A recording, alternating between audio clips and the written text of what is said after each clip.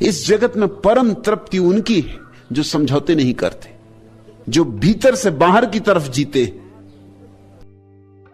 जो करना चाहते हो वही करो। और मैं तुमसे यह भी नहीं कहता कि वह सही है या गलत, उसका निर्णय भी तुम्हारी अंतरात्मा को ही करना है। उसका निर्णय भी बाहर से नहीं लेना है। कौन निर्णय करेगा क्या सही है क्या गलत है? बुद्ध ने घर छोड़ा, पिता समझते थे गलत है, पत्नी समझती थी गलत है, परिवार समझता था गलत है, सब समझते थे गलत है। लेकिन आज 2500 साल बाद क्या तुम ये कहोगे कि बुद्ध ने घर छोड़ा तो बुरा किया? नहीं छोड़ते तो मनुष्य जाति वंचित रह जाती, सदा सदा के लिए वंचित रह जाती। एक अमृत की धार बही, मगर जब छोड़ा था तो कोई भी पक्ष में नहीं था, कोई भी। बुद्ध अपना राज्य छोड़कर चले गए थे इसीलिए कि राज्य में जहां भी जाते वहीं लोग समझाने आते, तो सीमा ही छोड़ दी। सीमा छोड़ दी तो पास पड़ोस के राजा महाराजा आने लगे, क्योंकि वो भी उनके पिता के मित्र थे। कोई बचपन में साथ पढ़ा था, किसी की दोस्ती थी, किसी का कोई नाता रिश्ता था, वो समझाने आने लगे। जो आता वही बुद्ध को कहता कि तुम क्या ना समझी कर रहे हो। एक सम्राट ने तो यह भी कहा कि मेरा कोई बेटा नहीं, अगर तू अपने बाप से नाराज है फिक्र छोड़, मेरा राज्य तेरा, चल मेरी बेटी उससे तेरा विवाह किए देता हूं, तू इसको संभाल ले। हो सकता है बाप बेटे की ना बनती हो, कोई फिक्र नहीं, अक्सर बाप बेटों की नहीं बनती। तो ये तेरा घर है और चिंता मत कर, तेरे पिता के राज्य से मेरा राज्य बड़ा है, तो तू कोई नुकसान में नहीं रहेगा। और तू अपने बाप का इकलौता बेटा है, आज नहीं कल बूढ़ा मर जाएगा, वो भी तेरा है, ये भी तेरा है, फायदा ही फायदा है, तू उठ। जो आता वही समझाता। आखिर बुद्ध को इतने दूर निकल जाना पड़ा जहां कि कोई बाप को जानता ही ना हो, पहचानता ही ना हो। अपने बाल काट डाले, सुंदर उनके बाल थे, ताकि कोई पहचान ना सके, घुटमुंडे हो गए। वस्त्र पहन लिए दीनहीन, भिकमंगे मालूम होने लगे। गांवों में न जाते, जंगलों में विचरने लगे, ताकि ये समझाने वालों से पीछा छूटे। क्योंकि अंतरात्मा से एक आवाज उठी थी कि सत्य को खोजे बिना नहीं मरना है। और अगर इन्हीं बातों में उलझे रहे तो सत्य को खोजने का समय कहां, अवकाश कहां, सुविधा कहां। आज तुम ये ना कहोगे कि बुद्ध ने गलत किया। बुद्ध ने बड़ा उपकार किया, पूरी मनुष्य जाति पर उपकार किया। ऐसा कल्याण किसी और दूसरे मनुष्य ने नहीं किया है। हालांकि तुम भी अगर उस समय होते तो तुम भी बुद्ध को समझाते कि भाई ये तुम क्या कर रहे हो, पिता की सुनो, पिता बूढ़े,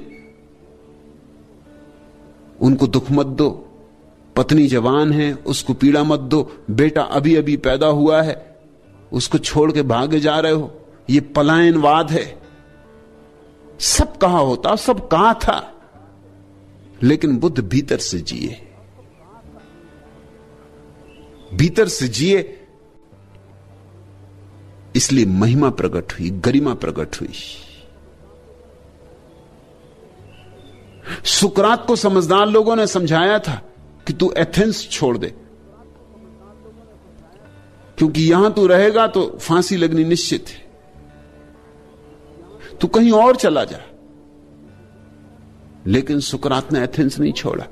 उसने कहा जो मुझे कहना है वो एथेंस जैसे ही सुसंस्कृत समाज में कहा जा सकता है, और अगर यह सुसंस्कृत समाज मुझे मारने को तैयार है तो फिर मैं किसी और दूसरे समाज में जाके तो और भी मुश्किल में पड़ जाऊंगा। वो तो और जंगली, वो तो और भी अशिष्ट और असभ्य।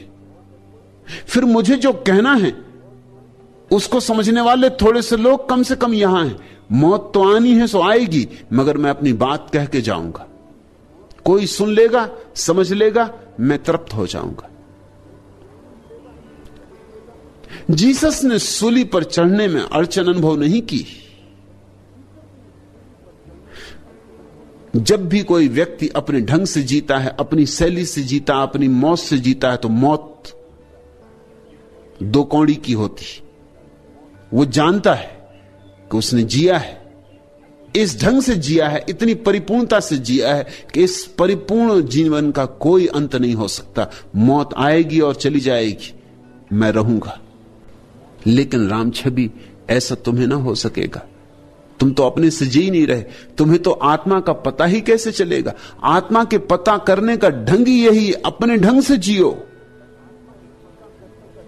जो देखना है देखो, जो करना है करो, जैसा जीना है वैसा जियो। किसी के चरणों में गिरना है तो गिर जाओ, और किसी के चरणों में नहीं गिरना है तो चाहे गर्दन कट जाए मत गिरना, मगर अपनी आत्मा को गौरव दो। लोग क्या कहेंगे? लोग हैं कौन? लोग यानी कौन? इनका मूल्य क्या है? इनकी खुद की आत्मवत्ता क्या है? हजार मूढ़ ताली पीट के तुम्हारा स्वागत करें, तुम इसके लिए राजी होगे कि एक बुद्ध पुरुष तुम्हारे सिर पर हाथ रख के आशीर्वाद दे? तुम इसे चुनोगे, क्या करोगे? संख्या गिनोगे हजार मूढ़ों की? अगर संख्या से जियोगे तो चूकोगे, बुरी तरह चूकोगे। जानने वाले एक आदमी की आंख का इशारा भी बहुत है। न जानने वाले लोगों के फूलों के हार भी किसी काम के नहीं। और जरा संभल के चलना, क्योंकि जो फूलों के हार पहना रहे हैं उन्हें कुछ पता नहीं। एक धुन है, आज फूलों के हार पहना रहे हैं, कल वही जूतों के हार लेके आ जाएंगे, वही के वही लोग।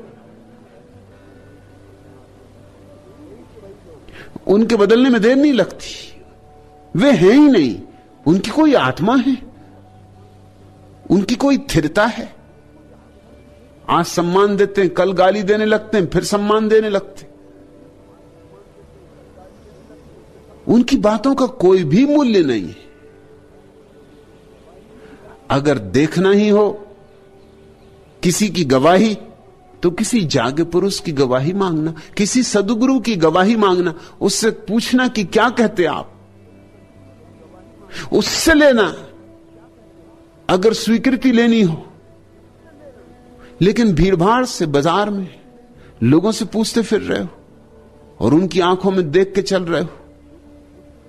उनको खुद अपना पता नहीं है, वे खुद तुम्हारे जैसे ही भटके हुए हैं, शायद तुमसे भी ज्यादा गहरे गर्त में पड़े हो। बीमारों से तुम अपनी चिकित्सा करवाने चले हो, पागलों के साथ तुम सोच रहे हो कि तुम प्रज्ञा को उपलब्ध हो जाओगे। छोड़ो ऐसी भूल भरी बातें।